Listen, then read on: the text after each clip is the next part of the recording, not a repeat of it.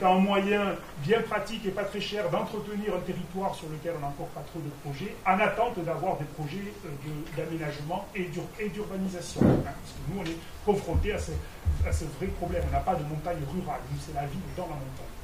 Et enfin, le dernier point que je soulignerai, c'est des interrogations. On ne va pas basculer d'une logique de marché vertical à des logiques de territoire. Il va falloir arriver quand même à équilibrer ça, parce que le marché il est quand même aussi national, ce n'est pas le local qui va tout consommer ce que l'on produit, parce qu'il y a des politiques européennes, etc., également, qui sont là pour donner des cadres, et il va falloir articuler ça avec des logiques de territoire. Donc les temps d'articulation et de dialogue ont encore de beaux jours devant eux, Madame la Présidente. Le deuxième point également, c'est que ça nous demande plutôt, jusqu'à présent, on savait bien consolider un petit peu des affaires, ou bien gérer carrément des ruptures. Alors que là, c'est un peu de l'adaptation permanente, d'un territoire à l'autre, d'un courant politique à l'autre, d'une réforme à l'autre. Voilà, c'est un peu ça qu'il va falloir apprendre à faire. Et puis le dernier point sur lequel nous insistons, c'est c'était pas conserver le collectif, c'est réinventer le collectif. On a la chance en montagne, quand on regarde à l'échelle européenne, ça reste encore en montagne où on a le collectif le plus ténu, où les acteurs sont impliqués au niveau de l'agriculture. Et c'est d'en faire un atout, ça n'est pas seulement quelque chose qu'on va dire qu'au nom des économies d'échelle, etc., qui va disparaître. Je vous remercie. Moi j'ai bien envie de rebondir sur un terme qu'a utilisé Benoît Mathieu, à savoir qu'on ne va pas réinventer l'eau chaude. Et ça c'est bien qu'on l'ait en tête en permanence dans les réflexions qu'on conduira par rapport à ces évolutions à donner au schéma qui existe et donc à l'adaptation qu'on doit en faire par rapport à de nouvelles attentes ou de nouvelles opportunités. C'est un peu comme ça qu'il faut voir les choses. Dans la localisation des productions ou dans la façon de les ancrer sur un territoire ou de les lier donc, à une zone géographique, nous avons déjà des outils et des moyens de le faire, avec notamment les AOC, les IGP. Particulièrement en matière de production agricole en lien avec l'outil foncier, là il y a des orientations qui méritent d'être réfléchies et conduite donc sur du pluriannuel et sur du moyen terme. Prononcer le mot bio, il y a 2 ans c'était un gros mot, aujourd'hui ça fait l'objet de réunions publiques dans tous les cantons, de la part des mêmes. Donc ça veut dire que la société évolue. Aujourd'hui la plupart des acteurs, notamment les agriculteurs, commencent à réfléchir, à s'adapter à la demande sociétale et à faire en sorte aussi que peut-être ils se rendent compte que localement, ils peuvent tirer un petit revenu supplémentaire, alors que les multinationales qui leur achètent tous les produits n'ont pas l'air de vouloir les engraisser beaucoup. C'est ce que nous observons. En tant qu'élu local, on a par exemple une cantine scolaire qui travaille sur du bio.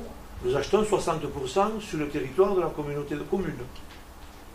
Donc je crois qu'il faut effectivement s'inventer des modèles d'organisation économique ou se raccrocher encore une fois à des grosses ou petites coopératives. On peut inventer des coopératives dans lesquelles le producteur a une maîtrise de la gouvernance, c'est ça qui est important, et dans lesquelles on va décider où c'est comment on répartit la richesse. Mais pour répartir quoi que ce soit, il faut déjà s'enrichir, donc il faut être performant. Il faut être performant, et les circuits courts ou les circuits de proximité demandent autant d'exigences et de professionnalisme, en tout cas, que les circuits longs. Bon. Donc ça veut dire que par rapport à ça, notre responsabilité, nous de techniciens et vous de politiques, c'est d'édicter des politiques de long terme qui gardent le cap, et nous techniciens, de mobiliser des équipes de techniciens très pointues, parce que je crois que sans ça, l'agriculteur, il a besoin d'être, à un moment donné, très bien entouré pour définir un projet performant.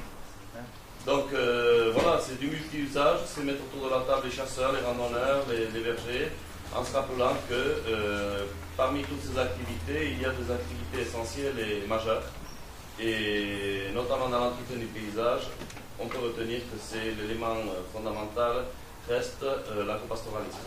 Et après, donc, il y a plus localement ou autour d'autres préoccupations, des démarches dans le cadre de mise en place de documents d'objectifs Natura 2000 ou autres, un peu la même démarche qui peut être respectée dans ce qui est de mettre autour de la table l'ensemble des utilisateurs de façon à là aussi définir une forme de politique d'utilisation de ces espaces sur du moyen terme.